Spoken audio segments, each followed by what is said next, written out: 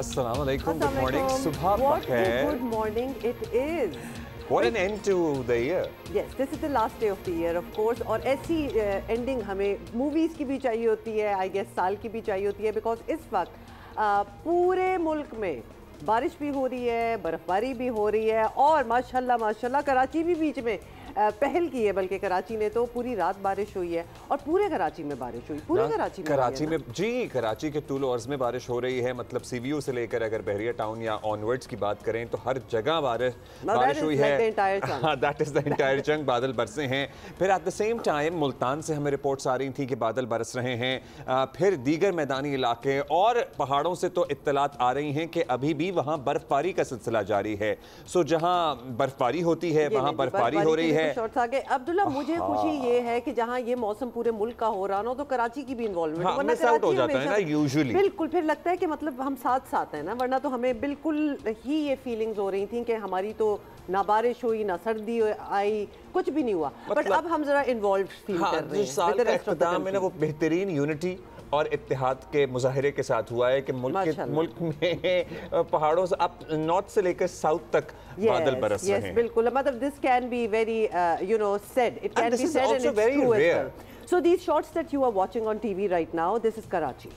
तो हम जब बारिश की बात कर रहे हैं तो कहीं आप ये ना समझ बैठें कि कहीं ऐवी फुहार पड़ी होगी और हमने उसको बारिश का नाम दे दिया। नहीं, एक्चुअल बारिश हुई है, मुनासिब सी बारिश हुई है और इतनी हुई है कि ये शहर हैंडल कर लिया है। मैं आपको बता देती हूँ ना, सर्दी की शिद्दत में भी थोड़ा सा इजाफा हुआ है। PIDC, Sultanabad, Ziauddin Ahmed road, civil lines, soldier Bazaar, ये सारी वो जगह हैं। Old city area, Chundrigar road, Shara Faisal, Korangi, Clifton, defence, Tariq road, Jamshed road, सब जगह सुपर हाईवे, स्कीम 33, सब जगह बारिश हुई है। फिर इसके अलावा जैकबाबाद, लाड़काना में भी हल्की बारिश हुई है, ठंड बढ़ गई है। हैदराबाद, जामशोरों में मूसलाधार बारिशें हुई हैं बाय द वे, जिससे सर्दी की शिद्दत में हैदराबाद में ठीक ठाक बारिशें होती हैं, जब होती हैं तो डूब जाता है। ठीक है, ये हैदराबाद के मनाज़िर। हाँ जी, बिजली भी बाज़ इलाकों में मुअत्तल होने की इत्तलात आ रही हैं। बलोचिस्तान में, क्वेटा और गिरदोनवाह में भी बारिश हो रही है और 40 से ज़्यादा फीडर्स वहाँ बंद हुए हैं। सो बलोचिस्तान में बारिश तो हो ही रही है, लेकिन क्वेटा और गिरदोनवाह में बिजली का जरा एक बहरान सा पैदा हो गया है। क्वेटा की इस ये ज़ियारत के मनाज़िर हैं जो इस वक्त आप देख रहे हैं, तो ऑब्वियसली यू वुड एक्सपेक्ट कि यहाँ तो बर्फ़ पड़ी रही होगी और बर्फ़ पड़ रही है। अच्छा, लसबेला और दीगर इलाकों में भी बारिश हुई है। फिर अब नॉर्थ चलते हैं तो पेशावर, बन्नू, करक में भी बारिश हुई है। खैबर पख्तूनख्वा में बारिश का सिलसिला आइंदा चंद रोज तक जारी रहने का इम्कान है और पंजाब के मैदानी इलाकों में भी अब मैं आपको ले चलती हूँ मरी। पंजाब भी जा रहे हैं हम। मरी और गलियात में भी मुतवक्के बर्फबारी की पेश नज़र महकमा हाईवे पंजाब का अलर्ट बाय द वे जारी कर दिया। अच्छा, वहाँ जब बर्फ़ पड़ती है ना तो थोड़ा सा बॉर्डर लाइन डेंजरस सीन भी हो सकता है, और ख़ास तौर पे क्योंकि जब बर्फ़ पड़ती है तो पूरी दुनिया का ये शौक होता है कि जी हम पहुंच जाएं बर्फ़ देखने, जी हम पहुंच जाएं एंड बर्फ़ें देखने पहुंच जाएं। बिल्कुल ऐसे ही होता है।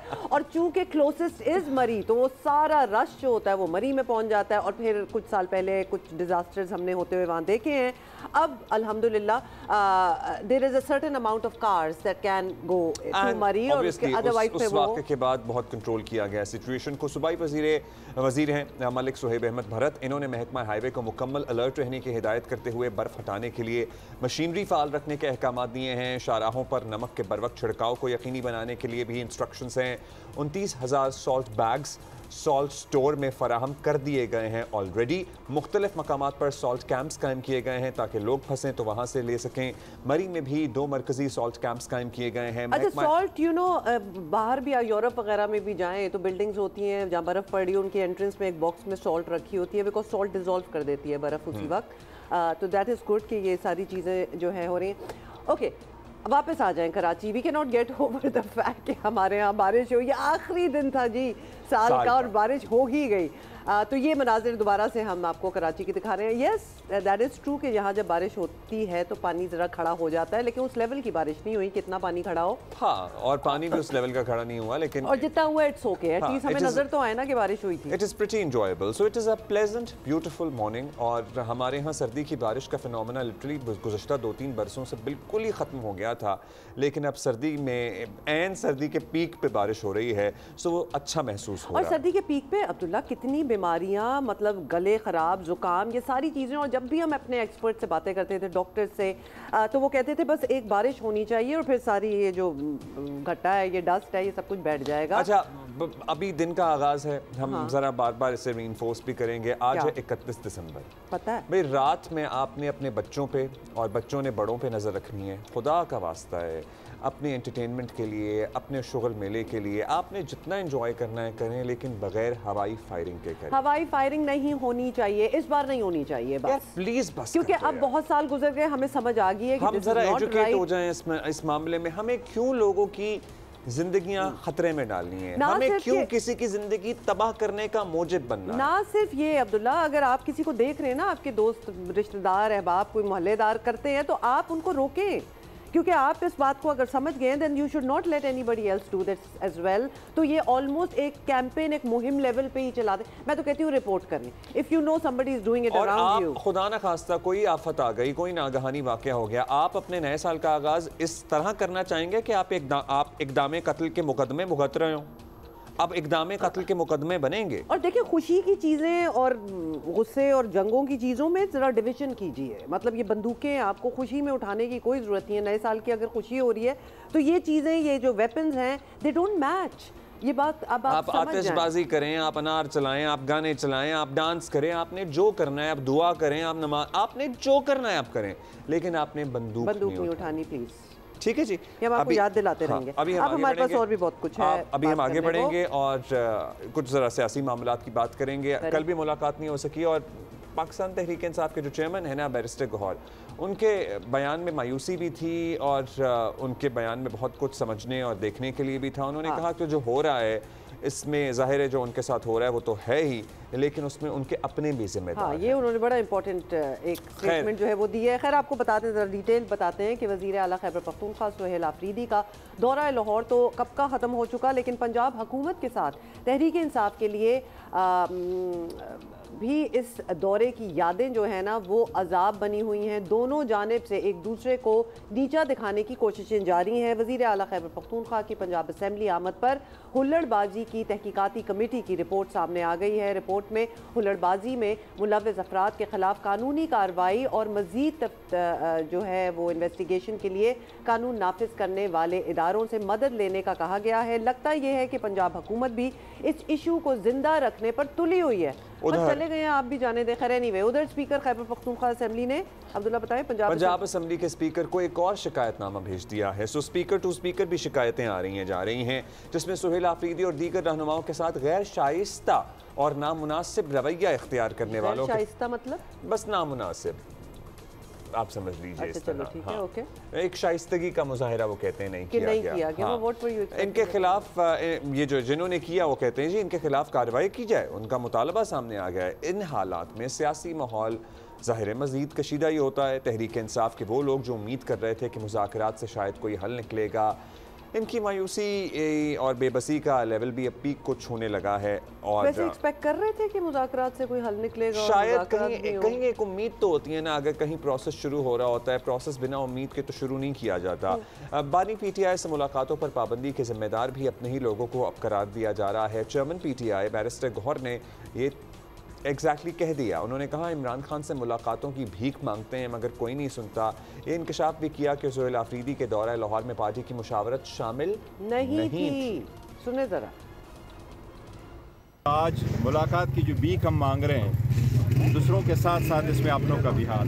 मैं समझता हूँ तहरीक अपनी जगह वो जिस शिद्दत से भी चले और जिस तरीके से भी चले, लेकिन मुज़ाकरात का कोई अल्टरनेटिव नहीं है। हम 2026 में एंटर हो रहे हैं, लेकिन 2026 भी ऐसा ही लग रहा है कि वो भी नाअहलियों और कन्विक्शनों का हाल। पाकिस्तान तहरीक इंसाफ का आपने कभी भी मुज़ाकरात का हलफ नहीं किया। मेरे पास खान साहब की कोई ऐसी हिदायत नहीं आई हैं कि आज के बाद बातचीत नहीं होगी। खान साहब के ये इख्तियारात ये ज़रूर था कि स्ट्रीट मूवमेंट करे, स्ट्रीट मूवमेंट होगी और फुल फोर्स के साथ होगी, ये हमारा राइट है। वो मैंडेट खान साहब ने उनको हिदायत भेजी हैं सुहेल आफरीदी साहब को, वो चीफ एग्जीक्यूटिव हैं, वो चाहते हैं, ये उनका मैंडेट है। जो उन्होंने दौरा किया है लाहौर का, ये भी उनका पर्सनल था, इसमें पार्टी की मशावरत नहीं थी। ये जो खान साहब की हिदायत आई है स्ट्रीट मूवमेंट की, ये उसके तनाजुर में आपने कोशिश की, एक मुलाकात हुई, उसके बाद जो हुआ तो जाहिर है उस पर आपको भी अफसोस ही होगा। देखो क्या कह सकता हूँ, मैं तभी तो कह रहा था कि मैं अभी क्यों खड़ा हूँ, लेकिन ये मुझे तो समझ नहीं आ रही वाई आई एम स्टैंडिंग ये तो मैं कभी सोच ही नहीं सकता मुलाकात और उसके लिए हम इधर खड़े हों। अच्छा, barrister Gohar has a tough job, मतलब वो it is a very tough job, जहाँ सारों को बना के भी रखना है, एक स्पोक्स पर्सन भी बनना है और उसके बाद पार्टी चेयरमैन भी हैं, पार्टी चेयरमैन भी हैं, और फिर जो एक्चुअली देख रहे हैं जो इर्द गिर्द हो रहा है वो बहुत बार सच्चाई जो है ना वो निकल आती है इनके मुंह से, या फिर that is the kind of person he is. Tehreek Insaf के सीनियर तरीन रहनुमाओं में सियासी हम आहंगी का हाल ये है कि जहां पार्टी के चेयरमैन अपनी तमाम मुश्किलात का हल बातचीत को करार दे रहे हैं, वहीं पीटीआई के सेक्रेटरी जनरल सलमान अकरम राजा समझते हैं कि मौजूदा हालात में मुज़ाकरात की बात करना ही बेमानी है। मतलब the chairman and secretary general even are not on the same page. are not on the same page. रात का मुझे तो इस वक्त कोई माहौल नज़र नहीं आ रहा। मुज़ाकरात तब होते हैं जब आपको कुछ बुनियादी उसूलों को मानते हैं। ये कहना कि आओ बैठो देखो चाय पियो बिस्किट खाओ कुछ ना कुछ निकल आएगा, ये कोई मजाक नहीं है। जो कुछ सहा है पाकिस्तान की आवाम ने, जो कुछ सहा है इमरान खान ने, इमरान खान के साथियों ने, इस जमात ने, आपको कोई मुखलिसाना बात करनी है, कोई ठोस बात करनी है, ऐसी हवा में मुज़ाकरात की बात करना बेमानी बात है। अच्छा, आपको बताएंगी वज़ीर इत्तलात पंजाब आसमा बुखारी अभी तक अपने मौक़िफ़ पर कायम है कि सुहेल आफरीदी के साथियों ने बदतमीज़ी की। उन्होंने अपोजिशन के गैर मुनासिब रवैये पर सहाफ़ियों के साथ इजहार यकजहती भी किया। मैं असम्बली पे भी फ्लोर पे भी मैं बात करके आई हूँ और मैंने आप सबके साथ इज़हार यकजहती के लिए असम्बली से वॉकआउट किया है। मैं समझती हूँ कि मिनिस्टर बातें हूँ, पहले आप सबकी बहन आपकी साथी हूँ। मुझे अफसोस ये है कि जो गुंडागर्दी, जो बदतमीज़ी और बेहूदगी इनका तुर्रा इम्तियाज़ है KPK के अंदर होता है, उसका मुजाहरा हमें जो पंजाब असम्बली के अंदर देखने को मिला वो एक बहुत अजीबोगरीब चीज़ थी देखने के लिए। और मुझे भी आप लोगों के साथ जो है, मैं भी जुर्म में शामिल हूँ, मुझे भी कह दिया गया कि आप सब अब ये सब काफ़ी देखिए जिनकी ज़िंदगियाँ गुजरी हैं सहाफ़त के अंदर, और अगले दिन जो है CM KPK जिन यूट्यूबर्स को गोडे के साथ लगा के बैठे हुए थे, जिनका खुद का कोई इदारा नहीं है, अब अगर लाहौर कैसा लगा, उनकी छेड़ है भाई, तो क्या करें। मैंने तो रिक्वेस्ट एंड में ये भी की थी कि भाई ये सवाल ना पूछो, ये उनकी छेड़ है, मेहमान है, चलो बख्श दो उनको, ना पूछो कि लाहौर कैसा लगा। लेकिन जो उनको बदतमीजी करने के फिर शर्मिंदा नहीं होते। That's a lot of action there. अच्छा, अगरचे इस वक्त आपको बता दें कि पंजाब और खैबर पख्तूनख्वा हुकूमतों के दरमियान लफ्ज़ी जंग अरूज पर है, मगर दौरा लाहौर पर वफाकी वुज़रा की तरफ से कोई सख्त बयान सामने नहीं आया, ना ही मुज़ाकरात के दरवाजे बंद करने की कोई बात कर रहा है। देखा जाए तो अभी भी कुछ नहीं बिगड़ा, मतलब ये सारी चीज़ें तो होती रहती हैं। और इसी पे ज़रा बात करते हैं। सेनेटर राना सनाउल्लाह खान मुशीर हैं वज़ीर आज़म के बराए सियासी उमूर, हमारे साथ मौजूद हैं। बहुत शुक्रिया राना साहब। राना साहब, आज से 5-7 दिन पहले तक पाकिस्तान में एक उम्मीद थी कि सियासी अफरा तफरी शायद ख़त्म हो, नए साल का आगाज़ मुज़ाकरात से हो और मुज़ाकरात का सिलसिला चले, कोई हम आहंगी पैदा हो, लेकिन फिर दरमियान में खैबर पख्तूनख्वा हुकूमत का दौरा लाहौर हो गया। अब वहाँ बहुत कुछ हुआ, बहुत से वाक़यात हुए, इल्ज़ामात और फिर जवाबी इल्ज़ामात का तबादला अभी तक हो रहा है। क्या मुज़ाकरात के चांसेस पर फ़र्क पड़ा है? देखिए, सियासी अफरा तफरी से मुतल्लक जो आप बात कर रहे हैं, वो सियासी अफरा तफरी कहाँ है? वो सियासी अफरा तफरी जो है वो हमारे टॉक शोज़ में है, वो हमारे मीडिया में है। वरना आप बताएं कि CM KPK सुहेल अफरीदी साहब जो है वो लाहौर गए हैं, किसी एक जगह पे आप मुझे बता दें कि वहाँ पे कोई 1000-2000 आदमी जो है वो इकट्ठे हुए हो, 50-100, और वही लोग होते थे, वही लोग वहाँ पे असम्बली, पंजाब असम्बली चैम्बर में हल्ला गुल्ला और धक्कम पेल कर रहे थे। वही लोग जो थे वो वहाँ पे जब वो गए हैं लिबर्टी साइड पे तो वहाँ पे थे। तो मामला ये है कि सियासी अफरा तफरी या अनरेस्ट की जो आप बात कर रहे हैं वो in public at large level पे तो कोई नहीं है। वरना अगर ऐसा होता तो वहाँ पे आपको बड़े इज्तिमा मिलते, इनका कोई उस हवाले से वहाँ पे कोई प्रोटेस्ट अरेंज होता। तो इसलिए कोई अफरा तफरी नहीं है। पॉलिटिकल पार्टीज़ अपना अपना मौक़िफ़ जो है वो मीडिया में रोज़ बयान करती हैं और उसके मुताबिक जो है वो बात जो है वो की जाती है। जहाँ तक मुज़ाकरात का मामला है, मुज़ाकरात हो सकते हैं और सियासी इश्यूज़ मुज़ाकरात के ज़रिए से ही रिज़ॉल्व होंगे। हमारा तो इसके ऊपर पूरा बिलीव है और यही वजह है कि प्राइम मिनिस्टर साहब ने एक से ज़्यादा मरतबा न सिर्फ मुज़ाकरात की ऑफ़र की है, बल्कि उन्होंने जो है वो इस बारे में यहाँ तक भी कहा है कि अगर आप मेरे पास नहीं आना चाहते तो आप स्पीकर ऑफिस बैठ जाएं, मैं वहाँ पे आने को तैयार हूँ। तो जब फ्री कैन टेबल पे बैठेंगे तो कोई ना कोई नतीजा, कोई ना कोई रिज़ल्ट जो है वो निकलेगा। लेकिन मेरी असेसमेंट के मुताबिक, ये मैं अपना अंदाज़ा जो है वो बता रहा हूँ कि ये मैं किसी के हवाले से बात नहीं कर रहा, कि इमरान खान साहब जो हैं वो मुज़ाकरात में, डायलॉग में बिलीव ही नहीं करते और अब तक भी उन्होंने डायलॉग का कोई फ़ैसला नहीं किया। ये जो उनकी पार्टी के लोग बात करते हैं कि जी हम डायलॉग के लिए तैयार हैं, वो अपने से बात करते हैं। उनका पैगाम जब भी कभी आया है तो वो यही है कि वो डायलॉग के ऊपर बिलीव ही नहीं करते और ना वो डायलॉग करना चाहते हैं। तो फिर यकतरफा तौर पे तो मुज़ाकरात के कोई मानी नहीं है। अच्छा राना साहब, ये भी बताएं कि बैरिस्टर गौहर की कल की गुफ्तगू आपने ऑब्वियसली सुनी होगी, तो वो बेबसी का इजहार ही था जो हमें लगा। वो अपनी पार्टी के सरबराह है, मुज़ाकरात की मुकम्मल एलानिया जो है उसके हामी हैं। क्या हुकूमत उन्हें बराह रास्त इंगेज कर सकती है? मतलब कहीं से तो पहल होनी चाहिए और फिर उनके तासुरात सुन भी लिए आपने। देखें, गौहर खान साहब जो हैं वो बतौर एक्टिंग चेयरमैन तहरीक इंसाफ वो बिल्कुल मुज़ाकरात के हामी हैं। इनके साथ और भी जो इनकी सीनियर लीडरशिप है, मैं अब उनके नाम इसलिए नहीं लेता कि वो गाली गलोच ब्रिगेड जो है इनका, वो फिर बाद में बहुत ज़्यादा उनकी जो है वो ट्रोलिंग करता है। तो वो सभी लोग जो है वो मुज़ाकरात के हामी हैं, लेकिन वो हमें जब यानी ऑफ द रिकॉर्ड मिलते हैं, बात करते हैं, तो वो ये बताते हैं कि इमरान खान साहब इस बारे में जो है वो क्लियर नहीं है। और अब भी एक तरफ गौहर खान साहब बात करते हैं, उसके बाद जो है वो अलीमा खान साहबा का मैसेज आ जाता है जो कि दुरुस्त होता है। उज़्मा खान साहबा की जो ये पिछली मीटिंग हुई है उसमें उन्होंने जो मैसेज भेजा है, जो कि बाद में थोड़ा बहुत मीडिया में और ट्वीट में भी आया है, बिल्कुल वो सही मैसेज है। यही बातें हुई हैं वहाँ पे भी जब वो गई हैं उनसे मिलने के लिए। उन्होंने बिल्कुल उनको कहा है कि आप स्ट्रीट मूवमेंट चलाएं, कोई मुज़ाकरात नहीं करने, कोई फ़ायदा नहीं है मुज़ाकरात करने का। तो मामला ये है कि ये बेबसी तो सिर्फ गौहर खान साहब की नहीं, पूरी पार्टी की, उनकी जितनी भी सीनियर लीडरशिप है वो सब की बेबसी है।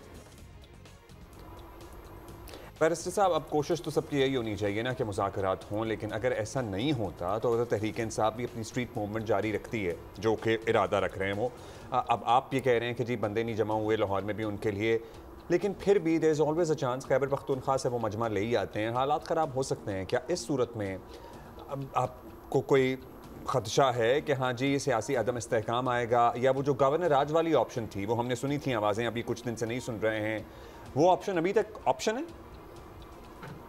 देखिए, जहाँ तक इस बात का तल्लक है कि मुज़ाकरात, तो वो भी मैंने अर्ज़ किया है कि मुज़ाकरात में जो है वो इमरान खान साहब इंटरेस्टेड ही नहीं है, वो बिलीव ही नहीं करते मुज़ाकरात या डायलॉग के ऊपर। जब वो वज़ीर-ए-आज़म थे, वो 4 साल उन्होंने उस वक्त अपोजिशन के साथ उन्होंने जो है वो मुज़ाकरात तो दूर की बात है, कभी उन्होंने जो है वो हाल हवाल भी जो है वो नहीं किया। जहाँ तक स्ट्रीट मूवमेंट है, स्ट्रीट मूवमेंट भी नहीं चलेगी। स्ट्रीट मूवमेंट की अगर कोशिश की पीटीआई ने तो वो बुरी तरह से नाकाम होगी, और इस किस्म की अगर उन्होंने अनारकी और जो है वो अफरा तफरी फैलाने की कोशिश की तो उनका ये अमल जो है वो मज़ीद एक्शन और उनके ख़िलाफ़ जो तादीबी कार्रवाई है उसको दावत देगा, and that it may possible कि इस मरतबा जो है वो उनका फिर पॉलिटिकली जो है वो और ज़्यादा नीचे जाए और ज़्यादा उनका जो है नुकसान हो। तो इसलिए इस वक्त मुज़ाकरात मुमकिन नहीं है, क्योंकि इमरान खान साहब मुज़ाकरात नहीं चाहते, और स्ट्रीट मूवमेंट जो है ये मुमकिन नहीं है, नहीं चल सकती। उसकी वजह ये है कि पीटीआई की इस वक्त ना कोई पोजीशन है, ना कोई तैयारी है, और लोगों में इस किस्म का उनका कोई असर या कोई उनकी ऐसी तंजीम नहीं है कि वो इस किस्म की कोई मूवमेंट जो है उसको लॉन्च कर सके। अच्छा राना साहब ये भी बताएं कि क्लियर कट आपको लग रहा है कि कोई स्ट्रीट मूवमेंट नहीं हो सकती इनकी, लेकिन ये भी बताएं कि हुकूमत और तहरीक इंसाफ की ऑब्वियसली वो तो चल ही रही है, हमें पता है। एक आपके इत्तेहादियों का इशू भी है, और ठीक है कि मुस्लिम लीग नून और पीपल्स पार्टी से 10-20 साल की पार्टनरशिप की बातें कर रही है, लेकिन बिलावल साहब के बयानात कुछ और हैं, और उन्हें आपकी माशी कामयाबियों के दावे जो हैं वो खोखले लग रहे हैं उनको। तो क्या पीपल्स पार्टी नए साल में कुछ नया करने जाएगी, क्या आपको लग रहा है? नहीं, देखें, इसमें जो है वो पीपल्स पार्टी के साथ हमारी बड़ी अच्छी अंडरस्टैंडिंग है, और इसमें ठीक है तकारीर में, जलसों में जो है वो कुछ बातें जो है वो एक यानी पॉलिटिकल कंजम्पशन के लिए भी होती हैं।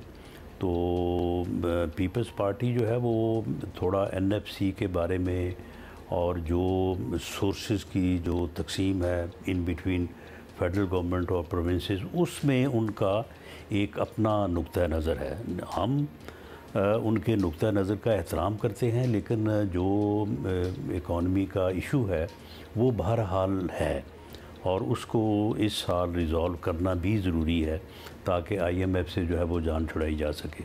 तो उसके ऊपर इंशाअल्लाह ताला उनके साथ बैठ के जो है वो सारे ऑप्शन जो है वो डिस्कस होंगे, और कोई ना कोई सूरत ऐसी जो है वो निकाल ली जाएगी जिसके ऊपर उनका जो पॉलिटिकल स्टांस है वो भी मुतासर ना हो, और जो असल इशू है फंड्स की जो है वो तकसीम का माबैन फेडरेशन एंड प्रोविंसेस, उसको जो है वो हल कर लिया जाए।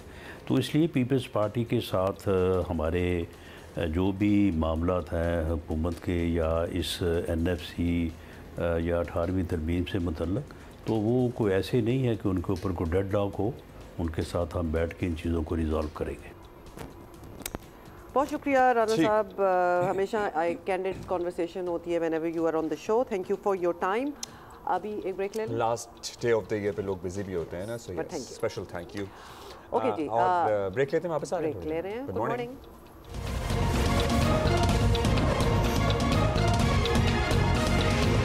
एक चीज़ जो हमें गम है ना, हर साल हम यही दुआ भी करते हैं, कोशिश भी करते हैं कि इतनी मेहनत जो हो रही है पोलियो को ख़त्म करने की फ्रॉम पाकिस्तान, तो वो ख़त्म क्यों नहीं हो रहा। तो इस साल भी ऐसा नहीं हुआ। अब मुल्क को पोलियो फ्री बनाने का अज़म लिए साल 2025 जो अभी गुजरा है, उसमें पाकिस्तान ने पोलियो के ख़िलाफ़ जिस ज़बरदस्त तरीके से जंग लड़ी है वो काबिल तारीफ़ तो है। साल भर पोलियो के ख़ात्मे के लिए एक के बाद एक मुहिम चलाई गई। साल 2025 की आखिरी कौमी इंसदादे पोलियो मुहिम 15 से 21 दिसंबर तक कामयाबी से मुकम्मल की गई है, और इस आखिरी मुहिम में 4 करोड़ 46 लाख से ज़ायद बच्चों को पोलियो से बचाव के खतरे पे लाए गए। वज़ीर आज़म शहबाज शरीफ भी इस मुहिम में पेश रहे, इस उम्मीद का इजहार भी करते रहे कि इस वायरस का हमेशा के लिए खात्मा ज़रूरी है।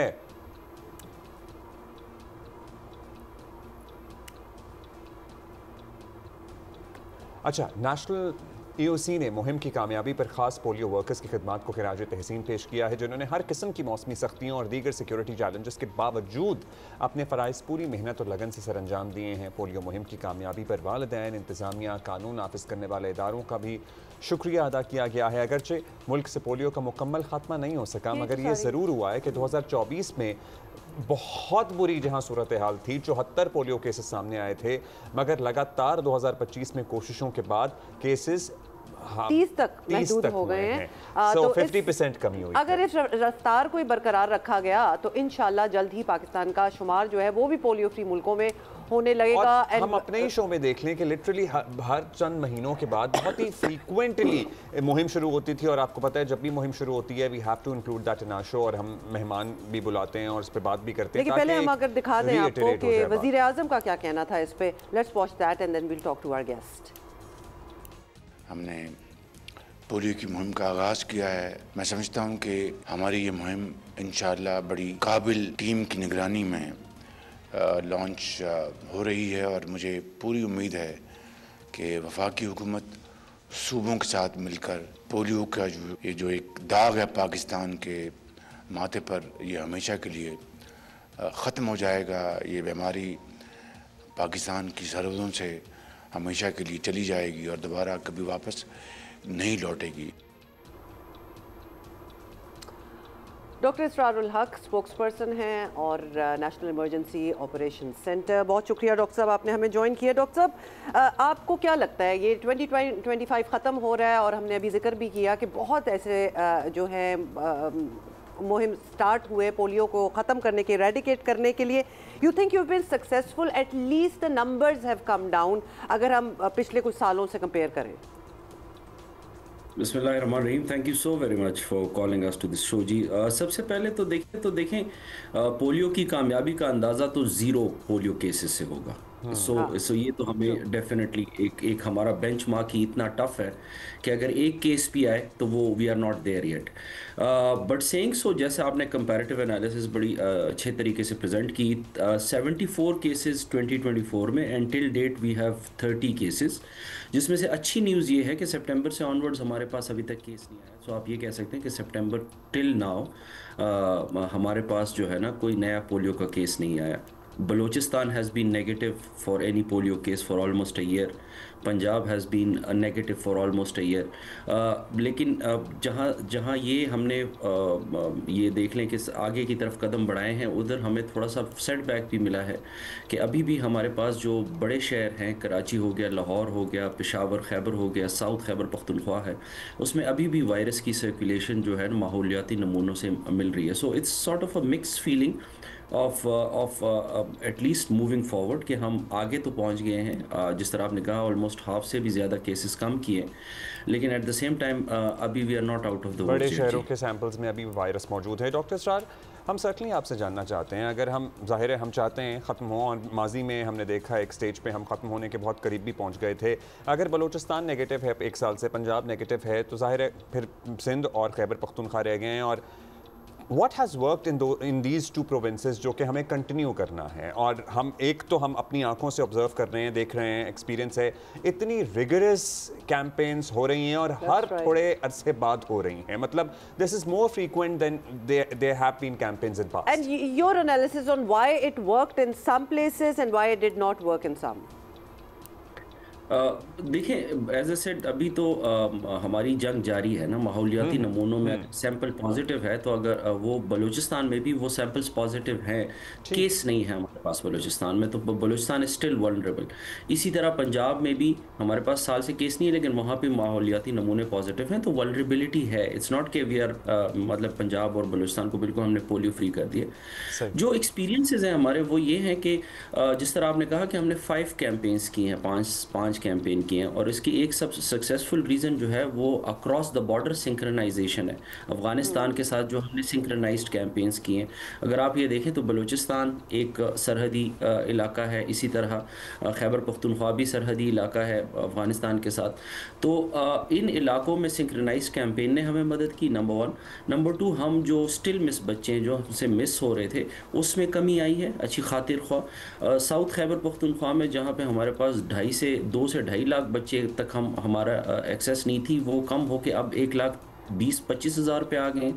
तो स्लो स्टेप्स, जिस तरह आपने कहा कि एनालिसिस हमारी ये है कि continuous campaigns, unfortunately very irritating, हम एवरी 6 वीक्स घरों के दरवाजे नॉक करते हैं, वैक्सीन पिलाते हैं, और लोग यही हमसे सवाल करते हैं कि कब ख़त्म होगा। तो unfortunately people have to understand कि जी हमारी नस्ल आगे से बढ़ भी रही है। सो जिस तरह आगे 5 साल से बच्चे ऊपर जा रहे हैं, 5 साल के अंदर भी बहुत सारे बच्चे आ रहे हैं। तो ultimately we have the biggest target, 4.5 crore बच्चा।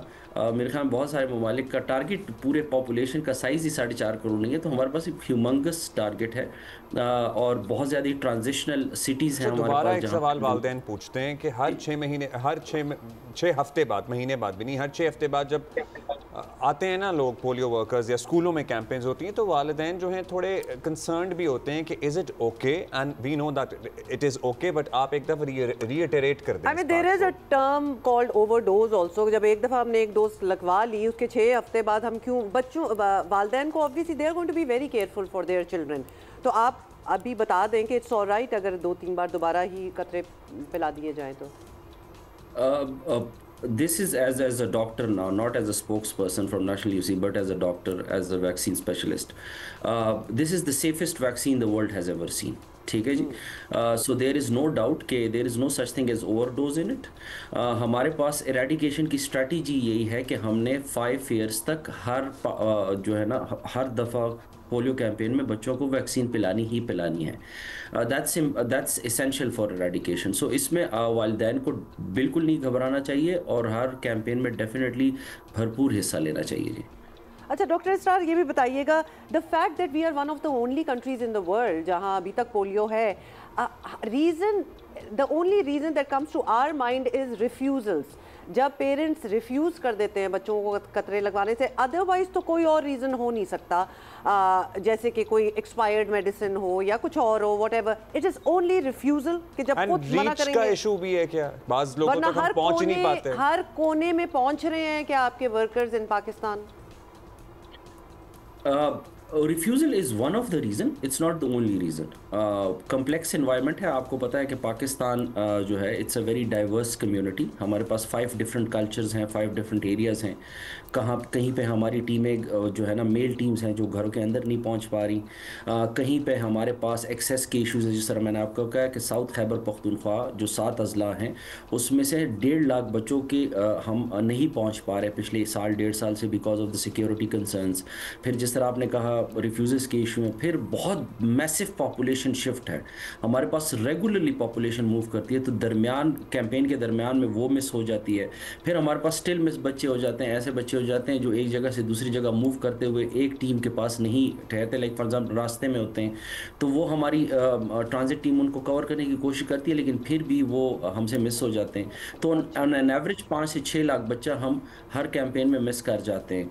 तो बहुत सा as I said plethora of reason, और सबसे इम्पॉर्टेंट चीज़ ये है वो हेल्थ एंड हाइजीन है कि हमारा जो है ना ये गंदे पानी से ये वायरस बच्चों में जाता है, तो वो बच्चों का exposure towards health and hygiene जो है वो एक बहुत कॉम्प्रोमाइज सिचुएशन है पाकिस्तान में। सो बहुत सारे फैक्टर्स इसको जी डफटेल कर रहे हैं। मतलब गंदे पानी को इस्तेमाल करने, एज एन उससे नहाने, हाथ मुंह धोने, उसमें खेलने से, या गंदा पानी पीने से? मतलब गंदा पानी इज द कैरियर।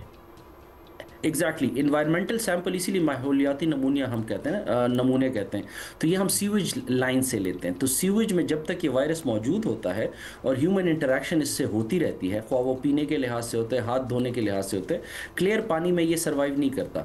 लेकिन आपको पता है कि हमारे नालों की और उनकी सिचुएशन ओवरऑल जो बड़े मास ट्रांजिट सिटीज़ हैं उसमें क्या है, तो डेफिनेटली उनका एक्सपोजर जब तक होता रहता है तो ये वायरस तो ट्रांसमिट होता रहता होगा जी। शुक्रिया आपका डॉक्टर इसरार। बहुत शुक्रिया डॉक्टर इसरार। अब हमारी बिल्कुल बहुत सी ईयर एंड पे उम्मीदें होती हैं और नया साल कल से इंशाल्लाह स्टार्ट हो जाएगा कि should this be the year के पोलियो बिल्कुल ख़त्म हो जाए, और हम दोबारा एक दफ़ा मिलकर अहद करते हैं, एंड ऑल दोस पेरेंट्स जो कि कंसर्न्ड होते हैं कि जी हर 4, 5, 6 हफ्ते बाद बच्चों को पोलियो के कतरे पिलाने के लिए टीमें आ जाती हैं। This is the safest vaccine, doctor Israr कह रहे हैं, the world has ever seen. And then as we always say do a little bit of research yourself as well, क्योंकि इंसान को किसी पे एतबार नहीं होता, अपने बच्चों के हवाले से सिर्फ अपने आप पे होता है, तो थोड़ी सी रिसर्च कर लें, इट इज़ वेरी सेफ। आए जी ज़रा रैप अप भी हम कर रहे हैं साल का, और आपको बताएं कि खारजा पॉलिसी, सफारतकारी और अस्करी मैदान में आलमी सतह पर साल 2025 पाकिस्तान के लिए गैर मामूली बल्कि तारीखी कामयाबियों का साल साबित हुआ है, और पाकिस्तान ने आलमी तन्हाई से आलमी लीडरशिप का सफ़र चंद माह में तय करके दुनिया को हैरान कर दिया। हम खुद भी हैरान हो गए, और गैर मुल्की जरीदे भी पाकिस्तान की कामयाब सफारतकारी का एतराफ़ करते रहे। ख़ास तौर पर भारत से जंग जीतने के बाद दुनिया का पाकिस्तान के बारे में रिवायती तसव्वुर ही बदल गया। पाकिस्तान एक खुदार, मजबूत और ताकतवर मुल्क के तौर पर उभर कर सामने आया। दूसरी जानिब भारत को आलमी सफारतकारी में तन्हाई और सुबकी का सामना करना पड़ा। इसराइल के अलावा दुनिया के किसी मुल्क ने भारत के इक़दाम की हिमायत नहीं की। खास तौर पर अमेरिका से पाकिस्तान के ताल्लुकात जो तकरीबन ना होने के बराबर थे, इनमें गैर मामूली सरगर्मी बेहतरी देखी गई, डेवलपमेंट हुई। डोनाल्ड ट्रंप ने मुंतखब होने के बाद अपने पहले ही खिताब में पाकिस्तान की तारीफ भी की। वॉशिंगटन टाइम्स ने साल 2025 को पाक अमेरिका ताल्लुकात में इनकलाबी तब्दीलियों का साल करार दिया। अपने आर्टिकल में लिखा कि पाकिस्तान को फौकियत हासिल हो गई है, अमेरिका के लिए फर्स्ट इंडिया का दौर अब ख़त्म हो चुका है। पाक भारत जंग के बाद पाकिस्तान और अमेरिका के ताल्लुकात में फैसला कुन तब्दीली आई है। अमेरिकी सदर डोनाल्ड ट्रंप ने लातादाद मरतबा पाकिस्तान की सियासी और फौजी क़यादत की बरमला ओपनली तारीफ़ें की हैं। जंग में भारतीय तैयारों की तबाही का जिक्र भी बार बार किया। अच्छा, इस किस्म के तो बहुत से statements through out the year हमें सुनने को मिले। एजाज़ चौधरी साहब ने हमें ज्वाइन किया, सीनियर सफारतकार हैं। एजाज़ चौधरी साहब, आज साल का आखिरी दिन है और इस साल का आखिरी दिन जिसके आगाज़ में बल्कि अगर हम पहले चले जाएं, आलमी तन्हाई का शिकार नज़र आ रहे थे और इख्तिताम पर हम दुनिया का एक नुमाया नाम है, तो क्या ये एक इनकलाबी तब्दीली आपको लगी है? जी बहुत शुक्रिया। बिल्कुल ये इनकलाबी तब्दीली से कम नहीं है, क्योंकि भारत जो पिछले 2 दहाइयों से पाकिस्तान पर इल्ज़ाम तराशी करता था कि पाकिस्तान दहशतगर्दी करता है और इसकी वजह से मैंने इसके खिलाफ जारहियत की है, वो एकदम से पूरा सरे बाज़ार जो है उनका भांडा फूट गया।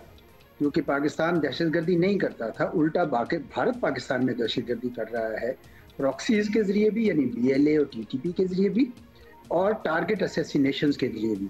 लेकिन इल्ज़ाम पाकिस्तान पर था और पूरी दुनिया जो है उसको शायद मानती भी थी। लेकिन इस दफ़ा इस साल ये काम भी हुआ कि भारत ने जो प्रोपेगेंडा किया हुआ था दहशतगर्दी के हवाले से, वो भी, उसका भी खात्मा हुआ। उसके बाद आपने देखा कि रेड फोर्ट में जो वाक़या हुआ, उसके बाहर जो वाक़या हुआ, उसका इल्ज़ाम पाकिस्तान पर नहीं धरा गया, क्योंकि उनको पता था कि दुनिया अब इसका एतबार नहीं करेगी। और दूसरी जो चीज़ तब्दीली आई जो बहुत बड़ी तब्दीली थी, वो ये थी कि पाकिस्तान ने भारत की जारहियत का मुंह तोड़ जवाब दिया। भारत ने वहाँ अपने लोगों में, उनकी क़यादत ने तो ये शायद बताया कि नहीं हम जीत गए हैं, लेकिन अब आहिस्ता आहिस्ता जब यूनाइटेड नेशंस की रिपोर्ट आ गई, उनके स्पेशल रिपोर्टर्स ने जो लिखी है रिपोर्ट कि किस तरह भारत के पास कोई सबूत नहीं था पहलगाम का, और उसने ये जारहियत की, और पानी भी जो रोका पाकिस्तान का वो भी, यानी मुआहदा जो सस्पेंड किया वो भी जारहियत था। और अमेरिका की जो एडमिनिस्ट्रेशन ने कांग्रेस को रिपोर्ट दी, उसमें भी उन्होंने लिखा कि पाकिस्तान को क्लियर एज था इसमें। इसके बाद से मेरे ख्याल में अब भारत जो है वो परेशानी का शिकार है, और पाकिस्तान में ये खुशी है कि हमने इतने बड़े मुल्क को, जो हमारे साइज से भी बड़ा था, हमारी आबादी और हमारे यानी तमाम वसाइल के लिहाज से भी बड़ा था, उसको शिकस्त दी। और इसलिए पाकिस्तान जो है ना, उसका नाम जो है दुनिया में अब बड़ी इज्जत और तकरीम से देखा जा रहा है, जिसकी वजह से अमेरिका के साथ भी ताल्लुकात में बेहतरी आई है। चीन के साथ तो CPEC 2 सेकंड फेज़ उसकी शुरू हो रही है। सऊदी अरब ने पाकिस्तान के साथ एक स्ट्रेटेजिक म्यूचुअल डिफेंस एग्रीमेंट किया है, और एक तांता बंधा हुआ है हेड्स ऑफ स्टेट्स का पाकिस्तान आने में। ये सारा का सारा जो है उस मई की वजह से, वो जो एक इनकलाबी जो कदम आप कह रहे हैं, वो मई 2025 का महीना था, और जिसके नतीजे में पाकिस्तान का अल्हम्दुलिल्लाह ग्राफ अब बहुत बेहतर है। मई के बाद सब कुछ बदल गया और हमारे लिए बेहतर ही हुआ। जाहिर है दुनिया के, मतलब हमें खुद भी शुरू में तो यकीन नहीं आ रहा था, लेकिन लिटरली हमारी अफवाज ने जो परफॉर्मेंस दी, जिस बहादुरी का मुजाहरा किया, और फिर अल्लाह ताला ने जो हमारा साथ दिया और जिसकी वजह से हमें फ़तह नसीब हुई। एजाज़ साहब, पाकिस्तान की तमाम बड़ी पावर से ताल्लुकात ठीक ही हैं इस वक्त। बहुत दीगर मामलात तो बहुत अहम चल रहे हैं दीगर ममालिक से, लेकिन बड़ा ज़रूरी है कि हम इन ताल्लुकात को माशी बेहतरी और माशी पार्टनरशिप्स में भी तब्दील करें। दिफाई पार्टनरशिप्स भी हमारी हो रही हैं। सो क्या वो मुमकिन आपको नज़र आ रहा है? ठीक है जी, हम खुश हो गए, डोनाल्ड ट्रंप ने हमारी मुतअद्दिद दफ़ा तारीफ़ें कर दी, हमारी क़यादत की तारीफ़ें कर दी, लेकिन हम अमरीका से क्या मौशी तौर पर हासिल कर पा रहे हैं, या दीगर ममालिक से क्या हासिल कर पा रहे हैं, क्योंकि हमारा चैलेंज मौशी अभी भी बरकरार है। सारी जो ताकतें हैं वो अगर एक इशू पे आपकी पार्टनर हैं तो दूसरे इशू पे राइवल हैं, तो आप यही कुलिया पकड़कर सारे मुल्कों के साथ ताल्लुकात रख सकते हैं। आप पार्टनरशिप बनाइए, चीन के साथ तो आपकी माशाल्लाह बहुत अच्छी पार्टनरशिप है, उसको चेंज ना कीजिए। सिर्फ अगर यहाँ पे सिक्योरिटी कंसर्न्स एड्रेस हो जाएं तो चीनी और भी ज़्यादा इन्वेस्ट करेंगे। अमेरिकी भी इस मामले में अब समझ गए हैं कि भारत वो भारत नहीं रहा जो उन्होंने भारत ने अपने आप को प्रोजेक्ट किया हुआ था, यानी वो चीन के खिलाफ वो काउंटर बैलेंस नहीं कर सकता, वो तो पाकिस्तान से नहीं निपट सकता। तो इस वजह से अमेरिकी जो है वो अपना रवैया पाकिस्तान की तरफ तब्दील किए हुए हैं। ये कब तक रहता है ये तो नहीं कह सकते, लेकिन जब तक है मेरे ख्याल में अमेरिका की सरमायाकारी हमें लेनी चाहिए। इसके अलावा हमारे बहुत सारे अच्छे अच्छे दोस्त हैं, जो तुर्की और आज़रबाईजान, आपको याद होगा कि मई 2025 की कन्फ्रंटेशन में वो दोनों मुल्क हमारे साथ खड़े हुए थे, और ये बड़ी खुशी की बात है। और दोनों मुल्क जो हैं वो सरमायाकारी कर सकते हैं पाकिस्तान में। मलेशिया बहुत इंटरेस्टेड है, शायद और भी ममालिक होंगे। तो मैं समझता हूँ कि पाकिस्तान को इस वक्त अपनी ये जो खैर सगाली बनी है, ये जो गुडविल बनी है सारी दुनिया के साथ, उसको यकीनन अपनी इक्तिसादी तरक्की की तरफ ले जाना चाहिए, क्योंकि इक्तिसादी तरक्की में ही पाकिस्तान की आगे से जो खुशहाली है उसकी ज़मानत दी जा सकती है। And that should be for 2026 कि हमने इतने ताल्लुकात जो बेहतर हुए हैं, जो बड़े अहम हैं. And we should build upon them. We should build upon Absolutely. them and turn them into economic benefits for us. And definitely there must be a plan to do that. अभी हम आगे बढ़ेंगे और बहुत सारी खबरें हमारे लिए और आपके लिए मौजूद हैं मेरे पास, एंड बहुत से मेहमान भी हमारा इंतजार कर रहे हैं। बताना आपको सबसे पहले ये कि इस्लामाबाद में आपने देखा होगा या आप इसका शिकार भी हुए होंगे, लेकिन आप ये सीख चाहिए कि इस्लामाबाद में अब ट्रैफिक कवानीन पर अमल दरामद आलमी स्टैंडर्ड्स के मुताबिक होना शुरू हो गया है, होना भी चाहिए। पाकिस्तान के हर शहर में होना चाहिए। इस्लामाबाद में लेन की खिलाफ वर्जी करने वालों के खिलाफ बड़ा क्रैकडाउन चल रहा है आजकल। पुलिस ये बता रही है कि अब इस जुर्म की माफ़ी तो नहीं है भाई, और बिल्कुल होनी भी नहीं चाहिए। पुलिस के मुताबिक इस सिलसिले में तमाम बड़ी शाहराहों पर खुसूसी टीम्स भी तैनात हैं और सेफ सिटी कैमरे तो हैं ही। वो काम समझते हैं कि लेन डिसिप्लिन की खिलाफ वर्जियाँ ट्रैफिक जाम का बाइस तो बनती ही हैं, बड़े हादसात की वजह भी बनती हैं, और इसलिए इन पर फोकस करना बहुत ज़रूरी है। और सिर्फ यही नहीं है, दी के ट्रैफिक कवानीन की खिलाफ वर्जी पर भी एक्शन हो रहे हैं। अब जो साल ख़त्म हो रहा है आज, इसमें 7 लाख से ज़ायद कार्रवाइयाँ हुई हैं। शहर पे कितना फ़र्क पड़ा है, आगे के क्या इरादे हैं, यही सब हम अब बात करेंगे, जानेंगे कि न्यू ईयर नाइट के लिए क्या प्लान है। ये सवाल भी रखेंगे। हमारे साथ सेफ सिटी इस्लामाबाद के प्रोजेक्ट डायरेक्टर हैं और DIG ट्रैफिक हैं हारून जोया साहब। बहुत शुक्रिया आपका हारून साहब, आपने वक्त दिया। DIG साहब, सबसे पहले तो ये लेन लाइन वाली पाबंदी जो है ना, हम सीट बेल्ट लगा लेंगे, अब उसकी आगाही आ गई है, ट्रैफिक सिग्नल पर खड़े होंगे, हेलमेट पहनेंगे, इस पे तमाम शहरों में अब सख्ती की जा रही है। लाहौर हो गया, कराची हो गया, इस्लामाबाद में तो पहले से ही है, लेकिन लेन और लाइन वाली पाबंदी अभी नई कहीं शुरू हुई है सच, क्योंकि अभी लोगों को आगाही नहीं है या इसको इतना खातिर में नहीं लाते। ये पाबंदी आपने कब से कराना शुरू की है लोगों से? क्या उनको पहले एजुकेट किया है और उसके क्या नताइज आपको मिल रहे हैं अब तक? Bismillahirrahmanirrahim. Thank you very much, Ji, for providing us this opportunity to talk to you and through you to the public. इसमें मैं सबसे पहले तो इस चीज़ को हमें अप्रिशिएट करना चाहिए कि इस्लामाबाद बीइंग द कैपिटल इस वक्त अप्रॉक्सीमेटली 1.1 मिलियन रजिस्टर्ड व्हीकल्स जो हैं वो इस्लामाबाद के ट्रैफिक रोड्स के ऊपर कम्यूट करती हैं, और साथ ही साथ मलिका शहर हमारे रावलपिंडी चूँकि ट्विन सिटी है, तो वहाँ से भी अप्रॉक्सीमेटली 4 से 5 लाख गाड़ियाँ जो हैं रोज़ाना इन आउट होती हैं इनटू इस्लामाबाद। अब इतने ह्यूज वॉल्यूम ऑफ ट्रैफिक के अंदर लेन के डिसिप्लिन को मेंटेन रखना इज़ एसेंशियल, क्योंकि ये हम तमाम को पता है कि अगर एक लेन वॉलेट होती है तो उसका रिपल इफेक्ट आता है, जिसकी वजह से कंजेशन आती है ट्रैफिक के अंदर, और ना सिर्फ कंजेशन होती है बल्कि यही जो लेन डिसिप्लिन की वॉलेशन जो है ये एक्सीडेंट्स का कॉज भी बनती है। तो इस चीज़ को देखते हुए हमने इस साल पहले एक भरपूर अवेयरनेस कैंपेन स्टार्ट की ताकि लोगों को एजुकेट किया जाए about the value of the lane discipline, और उस एजुकेशन कैंपेन के आगे चलते हुए हम अब इस लेन वायलेशन के ऊपर एनफोर्समेंट भी करने जा रहे हैं। उसके लिए एक मजबूत इंटीग्रेटेड निज़ाम हमारे पास कायम है, जिसमें ना सिर्फ डिजिटल सर्वेलेंस जो कि हमारे सेफ सिटी कैमरास के थ्रू होती है, बल्कि हमारे पास ड्रोन यूनिट्स भी मौजूद हैं जो कि जितने भी हमारी इंपॉर्टेंट शाहराएँ हैं उनके ऊपर ये लोग ये ऑपरेट करेंगे हम अपने ड्रोन यूनिट्स को। उसके थ्रू हम जो लेन वायलेटर्स हैं उनके खिलाफ स्ट्रिक्ट एनफोर्समेंट करेंगे। साथ ही हमारे जो मोबाइल एनफोर्समेंट यूनिट्स हैं, जिसमें हमारी मोबाइल पेट्रोल है ट्रैफिक की, ये तमाम जो मेजर एवेन्यूज़ हैं, जिसमें श्रीनगर हाईवे है, जिसमें एक्सप्रेस हाईवे है हमारी, उस पर ये लोग कॉन्टीन्यूसली पेट्रोल करते हुए तमाम ऐसे लेन वायलेटर्स, उनके खिलाफ हम लोग एनफोर्समेंट को यकीनी बनाएंगे। और इसके यकीनी कैसे बना रहे हैं डीआईजी साहब? क्या जुर्माने हो रहे हैं? क्या दीगर कुछ कार्रवाइयाँ हो रही हैं? जुर्माने हो रहे हैं तो किस नौयत के हो रहे हैं? कितना जुर्माना है? और थोड़ा सा हम अगर आइडेंटिफाई कर सकें, एक तो फास्ट ट्रैक है हमारा वो इमरजेंसी व्हीकल्स के लिए, फिर बीच वाली लेनें होती हैं, फिर बाइक लेन है। अक्सर हमने देखा है कि हमारे बाइक वाले बहन भाई जो हैं वो फास्ट लेन में चल रहे होते हैं, या हैवी व्हीकल्स जो हैं, या लोडर्स जो हैं, या कमर्शियल व्हीकल्स जो हैं वो भी फास्ट ट्रैक में चल रही होती हैं। सो इस सिलसिले में जो कार्रवाई की है अब तक आपने, उसमें कितने जुर्माने शामिल हैं? जी, उसमें मैं आपको बताऊं कि ये जो जुर्माने किए जाते हैं, इसका मकसद रेवेन्यू जनरेशन नहीं है, बल्कि इसका मकसद ये है कि पब्लिक के अंदर इस चीज़ अवेयरनेस और डेटरेंस जो है वो कायम की जाए, और एक सेंस ऑफ रिस्पॉन्सिबिलिटी जो है वो हमारी पब्लिक में आए। बिकॉज जब तक मैं और आप जो है इस लेन के डिसिप्लिन को मेंटेन नहीं करेंगे, तब तक एक जो डिसिप्लिन है रोड्स के ऊपर वो नज़र नहीं आएगा। अच्छा, साथ ही मैं बताता चलूँ कि जो मोटर व्हीकल ऑर्डिनेंस है उसके तहत हम लोग ऑपरेट करते हैं। साथ ही हमारा जो पाकिस्तान पिनल कोड है उसके अंदर भी 279 पीपीसी के तहत हम लोग कार्रवाई करते हैं अगेंस्ट द लेन वायलेटर्स, या फिर जो ट्रैफिक की दीगर वायलेशंस होती हैं। और ये मैं I just want to share the numbers कि पिछले 6 महीने के अंदर जब से हमने एनफोर्समेंट कैंपेन का आगाज़ किया, 25% रिडक्शन आई है हमारे एक्सीडेंट्स के अंदर।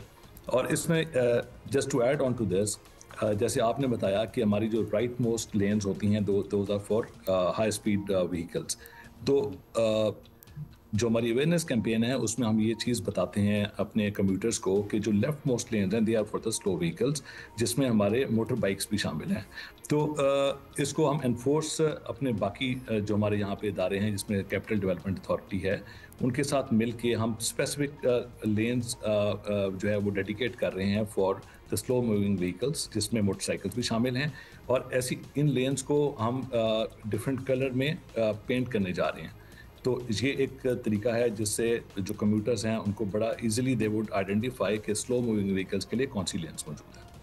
सही। सो आप आइडेंटिफिकेशन के प्रोसेस को भी साथ साथ बढ़ा रहे हैं। वैसे जुर्माना है क्या, ये बात भी पता होनी चाहिए ना, ताकि हम भी इसीलिए पूछ रहे हैं ताकि लोगों को एहसास रहे और वो ये गलती ना करें।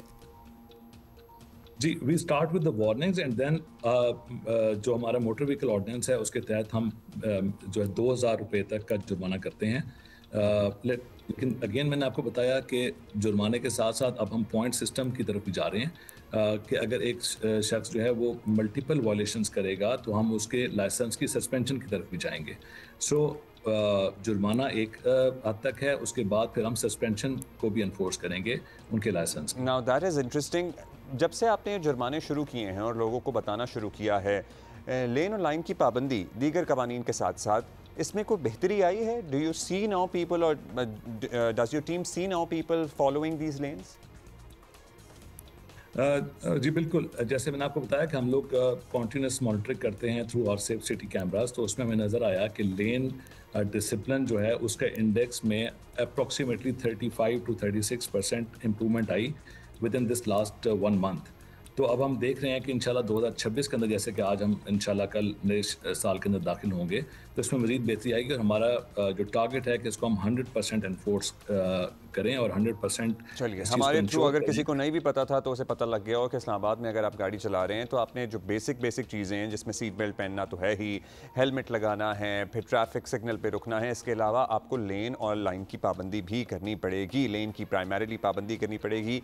आपने न्यू ईयर्स की बात की है, आपको पता है हर बड़े शहर में पाकिस्तान में हल्ला गुल्ला होता है, सेलिब्रेशन होती है, फायरवर्क्स होते हैं।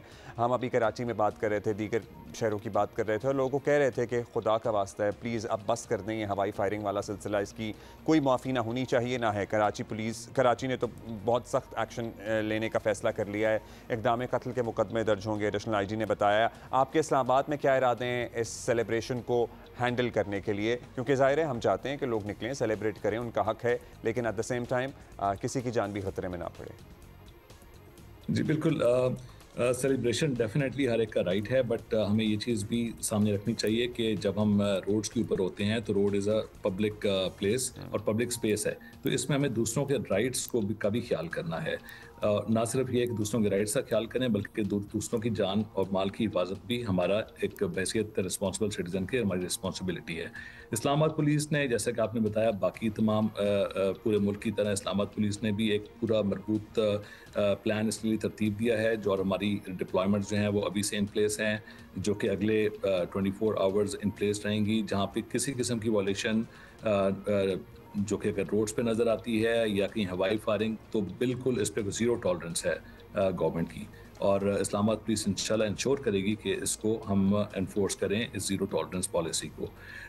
साथ ही मैं इस मौके का फ़ायदा उठाते हुए I just want to add on कि हमारी इस्लामाबाद सेफ सिटी ने एक ऐप लॉन्च की है जिस वन इन्फो के नाम से।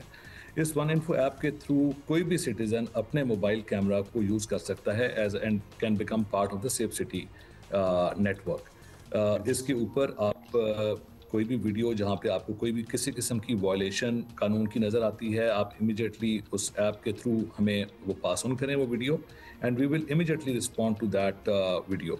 तो I just want to convey this कि वन इन्फो ऐप के नाम से which is available on ONEINFO one info. अगर हम ऐप स्टोर या प्ले स्टोर पे लिखेंगे तो ये ऐप आ जाएगी हमें नज़र? It's one digit and then अच्छा, वन डिजिट, ठीक है। वन डिजिट वाला आपने डालना है जी, एंड इन्फो INFO डालना है। सो वन स्पेलिंग वाला नहीं डालना, and you will become a part of the safe city project in Islamabad. बहुत शुक्रिया आपका DG safe city Islamabad, DIG traffic Haroon Joya साहब हमारे स्पेस इस्लामाबाद में। If you are driving, even if you are travelling and driving, आप दीगर शहरों में अगर आपको आदत नहीं है, सो आपने लेन्स की पाबंदी करनी है, वरना वहाँ पे जो सेफ सिटी कैमरे लगे हुए हैं उनके तहत आपको जुर्माना पड़ जाएगा, या फिर अदरवाइज़ वहाँ सर्वेलेंस के लिए टीम्स भी मौजूद हैं और ड्रोन्स भी मौजूद हैं। सो ये तो थी इस्लामाबाद की आज की तैयारी और दीगर जो ट्रैफिक के हवाले से उनके प्लान हैं उसकी बात। अभी हम कहाँ जाएंगे, क्या करेंगे जी? हाँ, अभी हम मौसम की बात करेंगे दोबारा, और दयामिर जाएंगे और वहाँ क्या माहौल है। हमने आपको प्रोग्राम के शुरू में ही बताया कि तूलो अर्ज़ में कहीं पर जहाँ पहाड़ हैं वहाँ बर्फ़बारी हो रही है, अदरवाइज़ बारिश, कहीं फुआर, कहीं तेज़, कहीं हल्की। मोहम्मद अली के पास जाएंगे and let's see what he has to tell us. जी, यामर के जो बलाई मुकामात है, बाबूसर टाप, नांगा पर्वत और बुटोगा टाप पे गुज़श्तर रात से बर्फबारी का सिलसिला जारी है। मौसम इंतहाई सरद हो चुका है, लोगों ने गर्म कपड़ों का इस्तेमाल शुरू कर दिया है और रवायती अंगीठियों का इस्तेमाल शुरू कर दिया है। बलाई वादियों के जो लोग हैं वो इंतहाई मुश्किलात का शिकार हैं, राब्ता सड़कें बंद हो चुकी हैं, माल मवेशी की चारे की भी किल्लत का सामना है। इसके अलावा पनचक्कियाँ भी बंद हो चुकी हैं, जिसकी वजह से बलाई वादियों के लोगों को खुराक में भी शदीद मुश्किलात का सामना है। चला शेर व गिरद मावा में पहाड़ों के ऊपर बर्फबारी की वजह से मौसम इंतहाई सरद हो चुका है। क्या स्टनिंग मनाजिर थे, मतलब बर्फबारी हो रही है, वहीं चरवाहे अपनी भेड़ बकरियां भी चरा रहे हैं। वैसे मतलब बड़ा मुश्किल काम है। और आई वाज वंडरिंग कि जो हमारे ग्रीन पैस्चर्स हैं उन वो भी मुतासर होते हैं, कवर हो जाते हैं, तो इनके लिए भी ये सीज़न गुजारना मुश्किल होता है। गर्मी के मौसम में पूरा चारे वगैरह का इंतज़ाम अदरवाइज़ भी करके रखते हैं, लेकिन इट इज़ सो पिक्चरिस्क। और किसी कैलेंडर, पहले तो न्यू ईयर्स पे कैलेंडर भी आया करते थे ना, किसी कैलेंडर की तस्वीर ही लग रही है, और वो भी क्या ज़माना था। वैसे अभी भी लोग कैलेंडर भेजते हैं, लेकिन लिटरली ना भेजा करें, पैसे ज़ाया होते हैं उस पर, उसका अब नहीं लोग लगाते दीवारों वगैरह पे कैलेंडर उस तरह। हाँ, टेबल कैलेंडर्स में भी अब भी शायद लोग इस्तेमाल कर लें, लेकिन वो जो दीवार पे लटकने वाले कैलेंडर्स हैं वो तो कागज़ का भी ज़िया है और रिसोर्स का भी ज़िया है। अभी हम आगे बढ़ेंगे और कराची वालों के लिए ट्रांसपोर्ट को लेकर वैसे तो हमारे बहुत सारे मंसूबे ऐसे हैं जो अभी भी तकमील के मुंतज़र हैं, लेकिन बेहतर ख़बर पे साल ख़त्म हो रहा है। कराची के इंफ्रास्ट्रक्चर और दीगर मसाइल अपनी जगह हैं, लेकिन ट्रांसपोर्ट इस शहर का वन ऑफ द मेजर मसला है।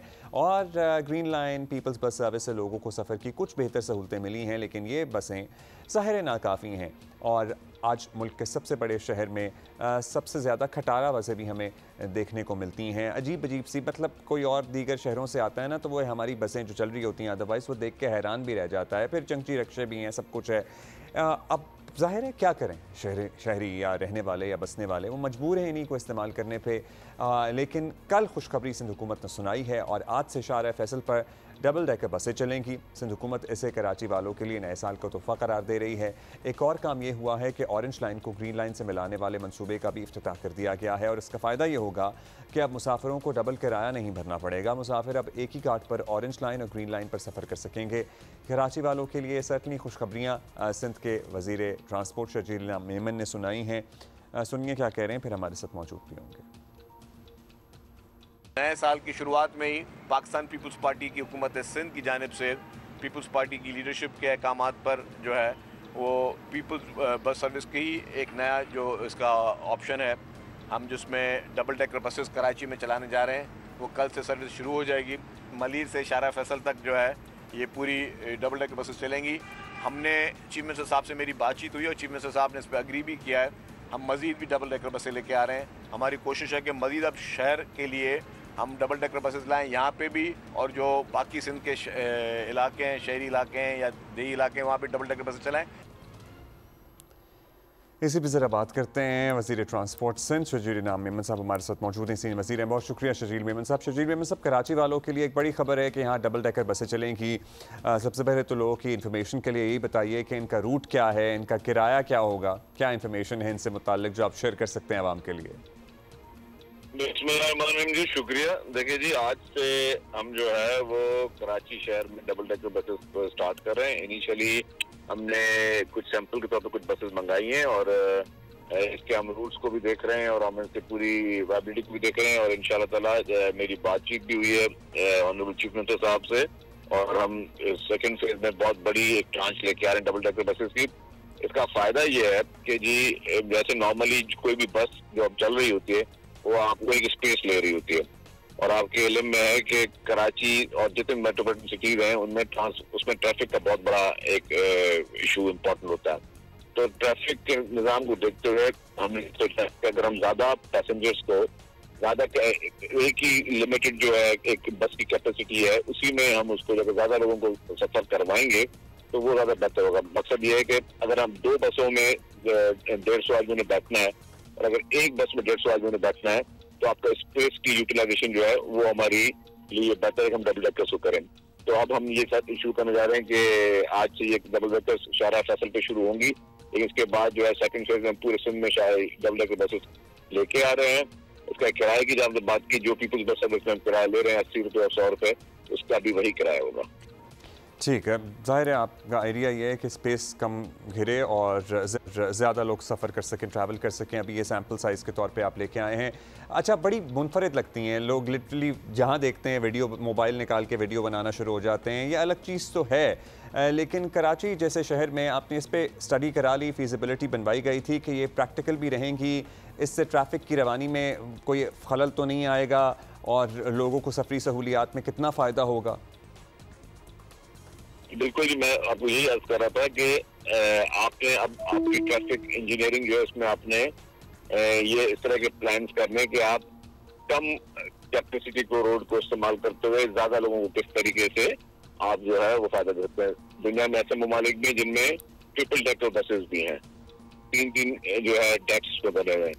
तो हम भी ये चाहते हैं कि पहले डबल डेकर हम शुरू करें और इससे जो है एक तो लोगों को अच्छी सफर की सहूलियात भी मिलेंगी और कुछ जो है लोगों को मैं समझता हूँ कि हमें ट्रैफिक के प्रेशर को कम करने में भी हमें फ़ायदा होगा। अच्छा शर्जील साहब, आप खुद भी अक्सर ये बात करते हैं कि 10-20 बसों के किसी भी प्रोजेक्ट से शहर के ट्रांसपोर्ट के मसाइल हल नहीं होंगे, बड़े मंसूबे लाने पड़ेंगे, उनको मुकम्मल करना होगा।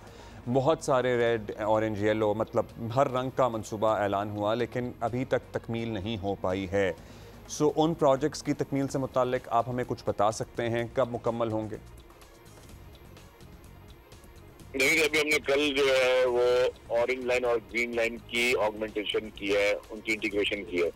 अब आप देखेंगे पहले जो है ग्रीन लाइन और ऑरेंज लाइन में टोटल 55,000 मुसाफिर सफर करते थे। फिर अभी इम्प्लीमेंट के हवाले ग्रीन लाइन हुई और ऑरेंज लाइन गवर्नमेंट ने बनाई और हमने इसको बेहतर तरीके से पॉलिसीज की, तो 75,000 की जो डेली की राइडरशिप है। और आज हमने जो ये काम किया था, हम एक्सपेक्ट कर रहे हैं जो हमने इसको मिला दिया ऑरेंज लाइन और ग्रीन लाइन को कि ये कोई 1 लाख पैसेंजर डेली जो है उसको सफर करेंगे।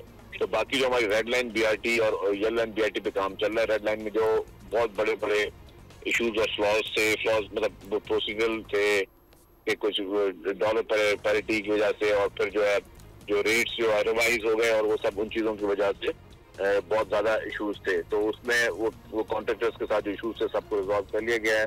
रेड लाइन ब्लेड एक काम शुरू हो गया है। तो इंशाल्लाह ताला हमारा कोशिश ये है कि हम ये BRT लाइंस जो है वो जल्द कंप्लीट करें ताकि लोगों को सहूलत मिले। ये बहुत आसान था हमारे लिए कि कम खर्चे में सिर्फ जिस तरह पीपल्स बस सर्विस चला रहे हैं, बस सर्विस पे खर्चा करते हैं, हम इंफ्रास्ट्रक्चर पे खर्चा नहीं करते। लेकिन अगर आपने लॉन्ग टर्म देखना, आपने आज की जो सोच रखनी है तो बहुत आसान है कि आप जो है 20-25 अरब रुपए में आप बसें लेकर आए और चलाना शुरू कर दें। लेकिन जो अगर आपने लॉन्ग टर्म सोचना है कि आपके शहर में ग्रोथ भी हो रही है और लोगों की पॉपुलेशन भी बढ़ रही है, तो फ्यूचर में आपने किस तरह करना है। फ्यूचर के लिए सबसे बेहतर ये है कि आपने जो है वो इस तरह की ये जो BRTs लेके आनी है, जिससे ज्यादातर लोग जो है इसके डेडिकेटेड जो इनके कॉरिडोर्स हों और उस पर ज्यादातर लोग उसको सफर कर सकें। शुक्रिया आपका शर्जील इनाम इमन साहब हमारे साथ सी के ये जो मुख्तलिफ प्रोजेक्ट्स हैं जिनका आप जिक्र कर रहे हैं, होपफुली आपने भी उम्मीद का इजहार किया, हम भी उम्मीद पे ही हमारी भी दुनिया कायम है कि ये जल्द मुकम्मल हो जाएं और कराची के शहरियों को ज़रा सुकून मैसर हो सड़कों पे, क्योंकि otherwise it's really hard, it's really tough for everybody who lives in the city. अच्छा जी, अभी हम कहाँ जाएंगे और हम आपको मौसम की सूरत हाल बेसिकली बता रहे हैं ना। मुल्क के तूलो अर्ज़ में आपको बताया हमने कि साल का आखिर और नए साल की शुरुआत खूबसूरत नोट पर हो रही है कि कहीं बारिश हो रही है, कहीं हल्की है, कहीं तेज़ है, कहीं फुआर है, कहीं बर्फ़ पड़ रही है। सो नथिया गली जाना है ना, नथिया गली नीलम, अच्छा नीलम वैली जी, नहीं नीलम वैली जा रहे हैं और ख्वाजा फयाज हमारे साथी हैं, वो हमें दिखा रहे हैं कुछ स्टनिंग विजुअल्स।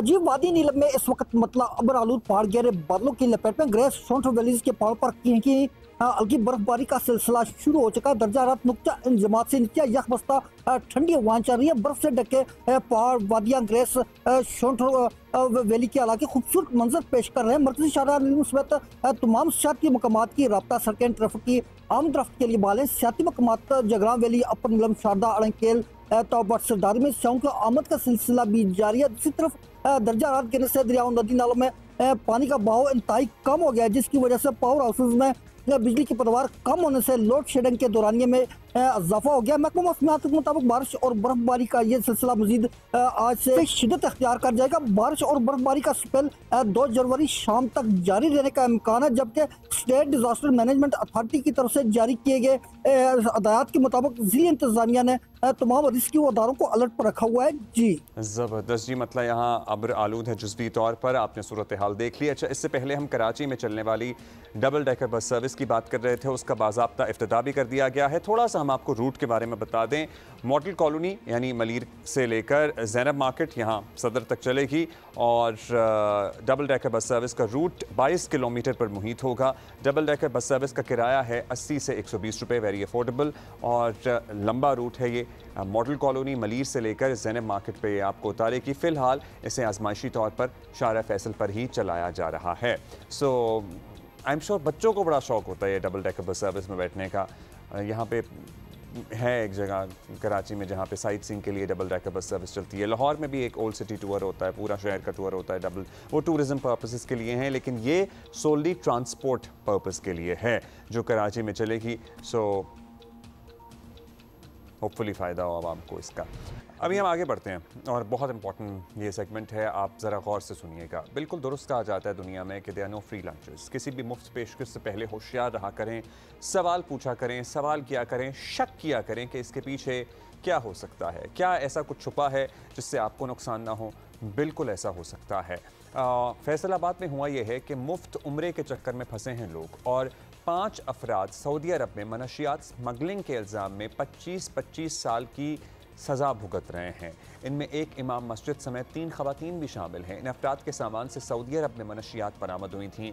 फरवरी 2025 में ऑलमोस्ट 1 साल होने को है, सऊदी अरब की अदालत ने इन्हें सज़ा सुनाई थी। मनशियात के स्मगलर्स ने इन सादा लो अफराद को मुफ्त उम्रा कराने का झांसा दिया, लालच दिया, इनके ज़रिए इनके सामान में मनशियात डाल दी। बस जी ये सामान साथ ले जाएं और आपको आपकी कुरानदाजी हुई है या हम बड़े नेक हैं, हमारे दिल में आपके लिए बड़ी मोहब्बत, आपके लिए हमारे दिल में बड़ी मोहब्बत है और हम आपको उम्रा करा के सवाब कमाना चाहते हैं।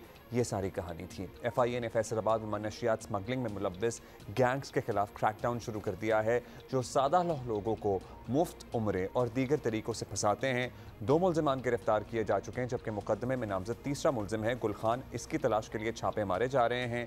एक बार फिर आपसे कहेंगे कि किसी भी किस्म की मुफ्त पेशकश से होशियार रहा करें, खा वो रकम की सूरत में हो, सस्ते प्लॉट आपको मिल रहे हो, फौरी नौकरी का झांसा हो, मुफ्त कारोबार हो या फिर उम्रे और हज की पेशकश क्यों ना हो। प्लीज़ बी अवेयर, कोई ना कोई मकसद ज़रूर छुपा होता है। ज़्यादातर केसेस में एक टूल के तौर पर सोशल मीडिया को भी इस्तेमाल किया जाता है। इसी पे ज़रा बात करते हैं। हमाद अहमद है हमारे साथी, फैसलाबाद से हमें ज्वाइन कर रहे हैं। हमाद, बड़ा अलार्मिंग है ज़ाहिर है, और 1 साल लग गया उन लोगों तक पहुंचने में जिन्होंने ये किया। वो जो मासूम लोग उम्रे के चक्कर में चले गए वो तो फंस गए, उनकी तो ज़िंदगी ज़ाहिर है अब क्या कहें, 25 साल अगर किसी को कैद हो गई है तो ज़िंदगी ख़त्म ही हो गई है, तबाही हो गई है। ये तरीक़ा वारदात क्या था इनका? किस तरह से लोगों को बहला फुसला के उम्रे के लिए भेजते थे, फिर अपना सामान भी साथ टिकाते थे या बैग खुद देते थे, क्या करते थे? जी, ये तकरीबन 1.25 साल पहले का ये वाक़या है। जड़ांवाला की रहायशी ज़ियारत बीबी जो सऊदी जेल में कैद है, इसके बेटे अबरार हुसैन से एक मकामी शख्स सद्दाम हुसैन शाह की मुलाकात हुई है। इनके कोई तलकात बने हैं तो सद्दाम हुसैन शाह ने अबरार को ऑफ़र की कि वो सऊदी अरब लोगों को मुफ्त उम्रे पर भेजता है, और जिस पर अबरार हुसैन की वालदा ज़ियारत बीबी और इसकी एक खाला अनवर बीबी और एक कज़न नैयर अब्बास के अलावा एक दूसरे गांव से एक कारी रियाज और उसकी अहलिया, 5 अफराद के ये जो हैं ये 30 सितंबर को सद्दाम हुसैन शाह के डेरे पर पहुंचते हैं सऊदी अरब रवानगी के लिए। वहां से एक इसरार नामी शख्स इनको गाड़ी में इस्लामाबाद लेके जाता है और वहां पर ये एक रात मकामी होटल में क़याम करते हैं। अगले रोज़ इनको एक गुलखान नामी शख्स वहाँ पर इनसे मिलता है और इनको कुछ बैग और गिफ्ट देता है, और इनको से कहा जाता है कि ये इन्होंने साथ सऊदी अरब लेके जाने हैं। और इस हवाले से जो मदई है मुकदमे का, ज़ियारत बीबी का बेटा अबरार का कहना है कि मुबैना तौर पर ये सद्दाम हुसैन शाह से बातचीत करवाने के बाद और उसके कहने के बाद ही उन्होंने ये गिफ्ट वसूल किए थे।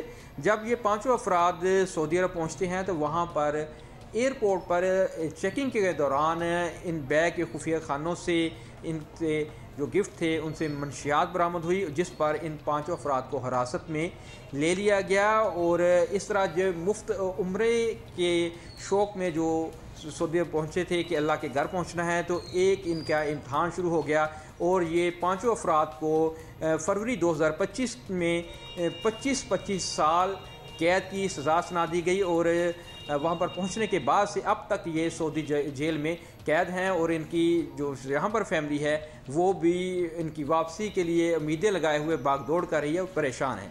ये तो फैमिली ने फिर मुकदमा भी दर्ज कराया बेटे ने। जो लोग बैरून मुल्क में पकड़े गए हैं ये तो वो हैं ज़ाहिर है जो पकड़े गए हैं। क्या ये मुमकिन है कि और भी बहुत से लोग हों जो इस गैंग के हत्थे चढ़े हों फ्री उम्रे के चक्कर में, फ्री इबादत के चक्कर में? क्या पुलिस को ऐसा शक है, कोई ऐसे शवाहिद मिले हैं कि this was not one of the cases, बहुत से ऐसे केसेस और भी हो सकते हैं? जी, जो FIA की इन्वेस्टिगेशन है उसमें रिकॉर्ड पे तो ये चीज़ सामने नहीं आई कि ये कितने अफराद को इन्होंने भेजा है, लेकिन उसमें जो FIR दर्ज की गई है, जो ब्रीफिंग FIA की दी गई है, तो उसमें ये बताया गया है कि ये बाकायदा नेटवर्क चलाते थे और सादा लोगों को मुफ्त उम्रे का झांसा देकर बैरून मुल्क भेजते थे। और इसमें जो इस केस में जब ये लोग पकड़े गए हैं तो इनके मज़मूम मकासिद और तरीक़ेकार भी सामने आ गया कि ये मनशियात की स्मगलिंग में मुलव्वस पाए गए हैं। तो इस हवाले से जब वहाँ पर ये फैमिलीज़ पहुँची थी तो वहाँ पर जो सऊदी पुलिस थी उन्होंने नैयर अब्बास जो है उसका राब्ता जो है सद्दाम हुसैन शाह से भी करवाया था, और इस हवाले से जो इनका वॉइस नोट है वो इनका आपस में राब्ता हुआ था मुख्तलिफ वॉइस नोट के ज़रिए, वो भी FIA की इन्वेस्टिगेशन में उसका ट्रांसक्रिप्ट शामिल किया गया है, जिसमें सद्दाम हुसैन शाह उसको सारा बताता है कि कौन लोग उसके पास आएंगे, किनके हवाले ये बैग करने हैं। और वहाँ पर जो रिसीवर थे उनको भी ये बताया जा रहा है कि 2 वहाँ पर इन बैग को वसूल करने वाले जो अफराद हैं उनको भी पकड़ लिया गया था, उनको भी गिरफ़्तार कर लिया गया था। ताहम FIA के ज़राए के जो मुताबिक इसमें दर्जनों अफराद जो हैं वो उनका बताया जा रहा है कि उनको इस तरह भेजा गया है जिसमें ये बताया गया है कि इन 5 अफराद के टिकट जो हैं वो जिस अकाउंट से लिए गए थे वो गुल खान के थे, और गुल खान के जो अकाउंट का मज़ीद जायज़ा लिया गया है तो इससे पहले भी दर्जनों अफराद जो हैं वो उनके एयर टिकट जो हैं सऊदी अरब के वो उससे ख़रीदे जा चुके थे। तो इस तरह ये बात सामने आई है। ताहम इन्वेस्टिगेशन में इस रिपोर्ट में इसका जिक्र नहीं है, लेकिन FIA ज़राए इसमें बताते हैं क्योंकि इनका ये कहना है कि गुल खान क्योंकि पकड़ा नहीं गया और उसके अकाउंट से ये टिकट ख़रीदे गए थे, बाकी कौन कौन अफराद थे वो अगर गुल खान जब पकड़ा जाता है तो इन्वेस्टिगेशन आगे बढ़ेगी। जी, ये कोई अनोखा या अकेला वाक़या नहीं है, इन्वेस्टिगेशन रिपोर्ट में जिक्र नहीं है, लेकिन जो ज़राए बता रहे हैं वो ये है कि गुल खान जो वन ऑफ द मरकज़ी मुलज़िम है और उसके अकाउंट की छानबीन से मालूम हुआ, ये पता लगा कि इनके अलावा भी मुतअद्दिद अफराद के उम्रे के टिकट इसके अकाउंट से ख़रीदे गए हैं। और ज़ाहिर है अगर वो फ्री उम्रे के टिकट ख़रीद कर दे रहा है तो उसके पीछे उसके मज़मूम मकासद मौजूद हैं जो इस वाक़े में सामने भी आ गए। और लिटरली कितने ही ख़ानदान होंगे जो शायद आज इस खबर के नशर होने के बाद या पता लगने के बाद रब्ता करें हुक्काम से और फ़ैसला करें कि उन्होंने कानूनी कार्रवाई करनी है। बहुत से लोग तो ये उम्मीद भी छोड़ के बैठ जाते हैं ना कि उनके प्यारों का कुछ बन सकता है, क्योंकि ज़ाहिर है वहाँ क़वानीन आपको पता है इस ज़मन में बहुत सख्त हैं। पाकिस्तान के स्टार फास्ट बॉलर हैं शाहीन आफरीदी, उनको घुटने की इंजरी हो गई है, हमें तो देखते ही समझ आ गई थी। ये मेरा नहीं सिकंदर बख्त का कहना है, हमारे प्रोग्राम में उन्होंने कहा भी था। और हुआ ये है कि घुटने की इंजरी का शिकार हो गए हों, ऑस्ट्रेलिया में जारी बिग बैश T20 लीग छोड़कर वतन वापस आने की तैयारियां कर रहे हैं। पहले उन्होंने अपने बयान में तस्दीक भी कर दी है इसकी, और PCB ने उन्हें वापस बुला लिया है, वो अपना रिहैब यहीं मुकम्मल करेंगे, ये उन्होंने एक्स पे पैगाम भी जारी किया है। इसी पे ज़रा बात करते हैं, हमारे साथी सुहेल इमरान हैं, सिकंदर बख्त जी हमारे साथ मौजूद हैं, दोनों से बात करते हैं। सुहेल भाई, सबसे पहले तो आप हमें खबर दें कि किस नौयत की इंजरी है, because this is really concerning for us. 1 महीने बाद वर्ल्ड कप है। जी अब्दुल्ला, आपको याद होगा 3 साल पहले भी शाहीन आफरीदी को इसी तरह इंजरी का सामना करना पड़ा था और उसके बाद वो उन्होंने वर्ल्ड कप जब 2022 में हुआ था उसके कुछ मैचेस भी मिस किए थे और एक मरतबा फिर फाइनल में भी उन्हें दोबारा उस इंजरी का वो शिकार हो गए थे। अब ये बताया यही जा रहा है कि ये उसी नौयत की उनको इंजरी का सामना करना पड़ा है। BBL में पहला जो स्कैन है उनका वो करवा लिया गया था और उसकी अभी रिपोर्ट सामने आना है, जो कि ब्रिस्बेन हीट जिसकी तरफ से वो खेल रहे थे उन्होंने उनका स्कैन करवाया था, लेकिन उनके पास तो डेफिनेटली इसकी रिपोर्ट आ चुकी होगी जिसकी वजह से वो रूल्ड आउट हुए हैं BBL की तरफ से। और सबसे अहम चीज़ ये है कि पाकिस्तान क्रिकेट बोर्ड क्योंकि 5 हफ्ते मैक्सिमम रह गए हैं T20 वर्ल्ड कप शुरू होने में, 7 फरवरी से शुरू होना है। श्रीलंका में पाकिस्तान ने अपने मैचेस खेलने हैं तो बड़ा कम वक्त है, तो इसलिए बेहतर यही समझा गया कि वो यहाँ पर वापस आएँ। और यहाँ का जो नए डॉक्टर जिनको हायर किया गया है पाकिस्तान क्रिकेट बोर्ड ने, जिसका ऐलान 2-3 रोज़ पहले चेयरमैन PCB मोहसिन नकवी ने भी किया था, डॉक्टर जावेद मुगल खासे शोहरत रखते हैं स्पोर्ट्स मेडिसिन में और उन्होंने कई क्रिकेटर्स की सर्जरीज और उनको किया हुआ है रिहैब उनके मुकम्मल करवाए हुए हैं। तो अब इम्कान यही है कि ये टेस्टिंग केस जो है वो पहला डॉक्टर जावेद मुगल के पास जाएगा और कोशिश यही होगी उनकी कि अगर इंजरी सीरियस नौयत की नहीं है तो डेफिनेटली वो फिट हो सकते हैं। तो मुझे लग इंजरी सीरियस नौयत की है या नहीं है, इससे पे भी बात होनी चाहिए। सिकंदर, आप बताइएगा, ये जो चलें अब तो इंजरी हो गई और नहीं वो कंटिन्यू कर रहे हैं अपना जर्नी इन बिग बैश, लेकिन डू यू थिंक कि वो थोड़ा ऑफ कलर शुरू से नज़र आ रहे थे इन बिग बैश, या इससे पहले अगर इंटरनेशनल मैचेस की उनकी परफॉर्मेंस की बात करें तो आपको कुछ इशू नज़र आ रहा था वहाँ पे, या आपको बिग बैश में कोई इशू नज़र आ रहा था? और आपने तो उसी दिन हमारे ही प्रोग्राम में कह दिया था कि he is not fit, there is something wrong and it is serious. देखो अब्दुल्ला, मैंने जो थोड़ी बहुत क्रिकेट खेली है उसके अंदाजे से मैं बात करता हूँ। मैं हज़ारों मील दूर बैठा हूँ, उसको देखा मैंने भागते हुए, डिलीवर करते हुए। देखिए, एक फास्ट बॉलर होता है ना, उसकी बॉलिंग करने का अंदाज मुख्तलिफ होता है, उसका जोर लगता है जिस्म का पूरा, वो नज़र नहीं आ रहा था मुझे। दूसरे बॉलर्स लाके जो जिस तरह पावर से गेंद कर रहे थे, जिनका कोई स्टेटस नहीं है, they are just first class cricketers, they are not stars like Shaheen, तो उनका गेंद पड़ के जो है गोली की तरह जा रहा था, मगर शाहीन लाके छोड़ रहे थे। उसके वक्त मुझे शक पड़ गया कि ये फिट नहीं है, कभी भी ऐसा हो नहीं सकता। देखें, इतना बड़ा टूर्नामेंट है जहाँ पे हज़ारों लोग उसको देख रहे हैं, उसका कवरेज है, उसके में पैसे मिलते हैं। आप ये नहीं कर सकते कि मैं बहुत ही आराम से गेंद करूँगा, मैं नहीं। उधर आप फुल अपना स्ट्रेंथ दिखाते तो उससे मुझे पता लग गया। इसमें देखें, जो सबसे बड़ी फॉल्ट है, आप किसी भी स्पेशलिस्ट को ले लें, सर्जन को ले लें जो उनका ट्रीटमेंट करे, हमने देखें, एक होता है ना बच्चा जिसको बार बार कहते हैं कि बेटा तुम ये कर लो, बेटा तुम ये कर लो, इसी तरह पीसीबी का हाल हो गया है।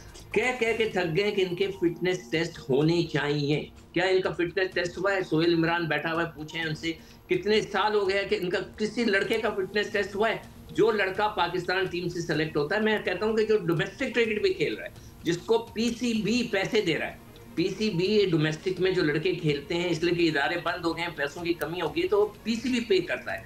जब पीसीबी पे कर रहा है तो इनका फिटनेस टेस्ट होना चाहिए, और ये एक इंडिपेंडेंट बंदे से, एक जो बिल्कुल न्यूट्रल बंदा हो, उससे करवाना चाहिए। अच्छा देखिए, जो हमारे ये ज़ाहिर है इंडिविजुअल्स नहीं हैं, these are national heroes and are national assets as well, because हमारी पूरी कौम की उम्मीदें इनकी परफॉर्मेंस से जुड़ी होती हैं। सो इनकी लिटरली किसी भी चीज़ को लाइटली नहीं लिया जा सकता। अब somehow they are cricketers, national cricketers. So ये क्या खा रहे हैं, क्या पहन रहे हैं, कहाँ जा रहे हैं, कहाँ आ रहे हैं, this is all a cause of concern for, मतलब this should be, everybody should be is interested generally, क्योंकि इनकी परफॉर्मेंस बराह रास्त हमारे कौमी जज्बात पे असरअंदाज होती है।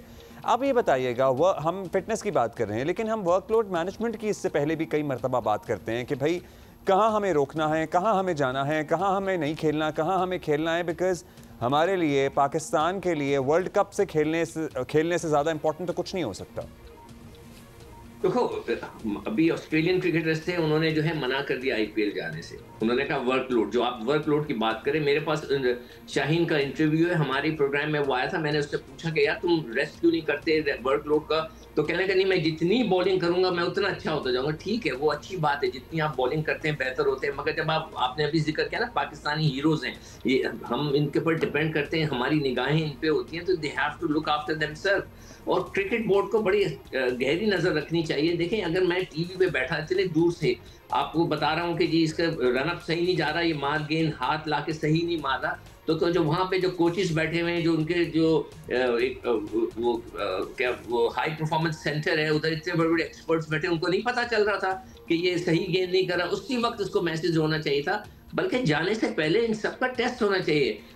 अब्दुल्ला, ये पूरी दुनिया में होता है कि जो आपका फिटनेस टेस्ट पता तो चले लड़का फिट है या नहीं है।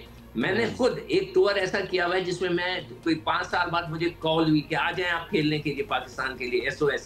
मैं इंजर्ड था, मैंने 2-4 इंजेक्शन लिए, चला गया और कंप्लीटली फेल हो गया, मगर मैं एक क्रिकेटर था, मुझे किसी तरह पाकिस्तान टीम में घुसना था। इसी तरह ये लड़के क्रिकेटर्स हैं, प्रोफेशनल्स हैं, दे वांट टू प्ले, उनका कोई फॉल्ट नहीं है, उनका है कि बस मैं खेलूं, मगर ये काम क्रिकेट बोर्ड का है कि उन पे निगाह रखिए, उनके फिटनेस टेस्ट कराएं, देखें कि वो हैं या नहीं सही। ऐसा नहीं है ना कि ना रिसोर्सेज ना हो या टीम ना हो। सोहेल भाई, अब आप बताइएगा, हम वर्कलोड मैनेजमेंट की बात कर रहे हैं, सिकंदर बार बार पूछ रहे हैं कि इनका जाने से पहले कोई फिटनेस टेस्ट होता है, मतलब हम क्या उम्मीद रखें वर्ल्ड कप के लिए, हम क्या उम्मीद रखें शाहीन की वापसी को लेके? अब्दुल्ला, जिस तरह सिकंदर भाई ने बात की कि प्लेयर्स जो हैं वो इंजरी छुपाते भी हैं, जिस तरह खुद उन्होंने अपना बताया भी है, इस हवाले से डेफिनेटली ऐसा होता है। लेकिन अब अब्दुल्ला ये सोचें कि ऑन एंड ऑफ क्रिकेट हो रही है, आप पिछले 4-5-6 महीनों से मुसलसल नॉन स्टॉप क्रिकेट खेल रहे हैं, आपका कोई कैंप उस तरह का लगा नहीं है, तो क्या सिर्फ पाकिस्तान क्रिकेट बोर्ड ने उनके फिटनेस टेस्ट करवाने हैं, या प्लेयर्स जो करोड़ों रुपए लेते हैं, जिन्हें लीग जाके भी खेलनी है और फिर आके पाकिस्तान क्रिकेट बोर्ड का जो असाइनमेंट्स हैं वो भी मुकम्मल करनी है, सेंट्रल कॉन्ट्रैक्ट इनको मिल रहे हैं। अब आप दूसरे प्लेयर्स देखें, अगर हम हमेशा इंडिया की बात करते हैं, उनके प्लेयर्स की बात करते हैं, जी, वो अगर आपने अपने आप को फिट नहीं रखना, अपनी प्रोडक्ट नहीं बनाना, खुद को आपको प्रीमियर नहीं बनाना, लोगों ने अपने फिजिशियन रखे हुए साथ, अपने फिजियोथेरेपिस्ट अपने पर्सनल रखे हुए, ट्रेनर अपने साथ पर्सनल रखे हुए, तो क्या पाकिस्तान के जो क्रिकेटर्स हैं उन्होंने सिर्फ कमाना है कि अपनी फिटनेस का ख्याल नहीं रखना है? जी, बहुत सारे प्रोफेशंस ऐसे हैं जिसमें आपको खुद पे इन्वेस्ट करना पड़ता है। That we have. Thank you Sohail भाई, sorry, and thank you Sikandar Bakht. अभी that is it, we can see you tomorrow. Happy new year in advance. रात में किसी ने कोई हुल्लड़बाजी भी चलें कर लें, लेकिन हवाई फायरिंग ना करें। हवाई firing is a big no. Okay, see you tomorrow.